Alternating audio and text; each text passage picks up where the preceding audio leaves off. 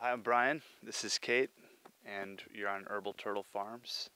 Thanks for checking us out. We're a sustainable CSA, vegetable CSA. We have a specialty mushroom operation, herb operation. We do egg shares, and we're honored to have you.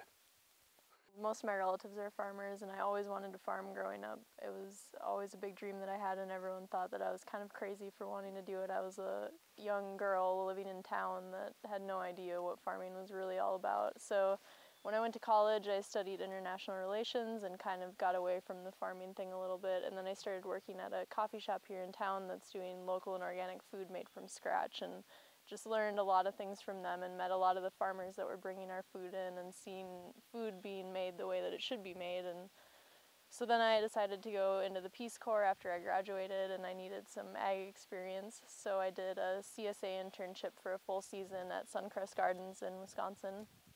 And I learned about everything that she was doing out on the farm, and it was a really wonderful experience. And right around that time, I ended up meeting Brian through the coffee shop, and he was just going through his farm beginnings course and kind of getting ready to get started on his own project. So we decided to team up and ended up going on our first date to pick up a load of logs in Preston, Minnesota with his dad, and it kind of evolved from there. I went through this really great program called Farm Beginnings, which is through an organization called Land Stewardship Project. And it's all about getting young farmers back on the land. So there's new types of farms sprouting up all over the place, and that's part of what we're doing with the CSA, which is basically people buy a box from us ahead of time at the beginning of the season, and we give them a box of vegetables, whatever's in season, all throughout the year. This is our garden for the CSA. We have 25 members this year, so we're feeding 60 to 80 people, somewhere in there, off of this acre of land. We do a lot of succession plantings, so we'll plant beans 3 times and lettuce a number of times. And this year we're kind of at a disadvantage because we don't have a greenhouse or any season extenders, but we're hoping to change that next year. This is part of our shiitake mushroom operation. This is what we call our laying yard, and it's kind of a cool process. These young shiitakes are just starting to pop. In the peak of the season, it takes maybe 5 days from the time we soak a log to a full bore ready to harvest shiitake mushrooms. This kind of came about through that program I was talking about, Farm Beginnings. Part of the value that brings is, as a young farmer or someone who's thinking about farming, you really have to think of the business aspect, because it's easy to, get all starry-eyed and have a dream of living this awesome, sustainable farming life. But if the business side doesn't work, it's not going to happen.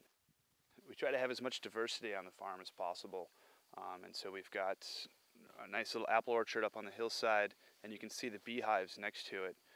And the idea, of course, is that the bees will pollinate the apples and the rest of the things in our garden, and then we can also get honey from the hives. So this is our giant compost pile, and I'm pointing this out because we like to have a pretty closed system here. So we have a bunch of cattle, Scottish Highland cattle. We overwinter them in this pasture.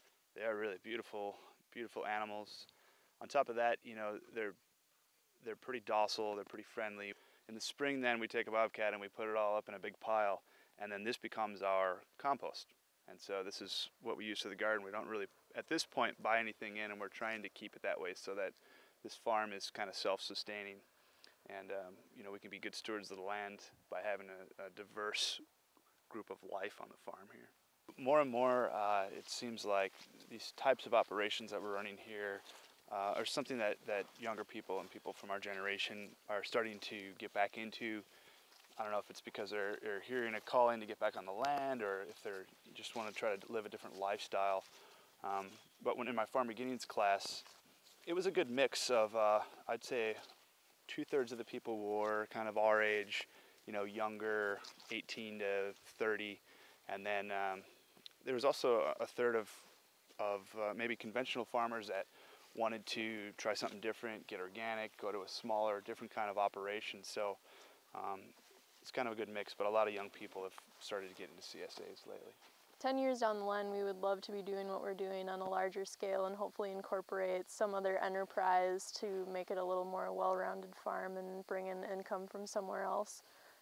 It's my plan next summer to be full-time on the farm, and then Brian will keep his off-farm job part-time because it's working out right now, but we definitely need someone out here all the time to kind of keep this under control a little bit more. We're battling prairie grass at this point for weeds, so it takes a little more work than an established garden would.